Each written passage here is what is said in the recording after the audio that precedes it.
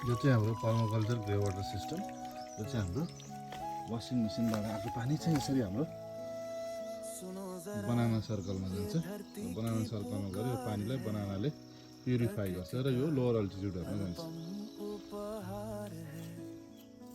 हर सांस जो चलती है आज उसका यही आधार है, इसमें ही तो संसार है, जीवन का हर विचार है।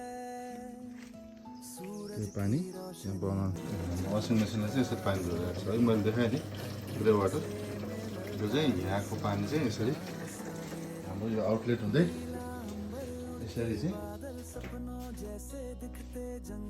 यो बाहिर जान्छ, यो पाइपको थ्रु र हाम्रो बनाना सर्कलमा जान्छ।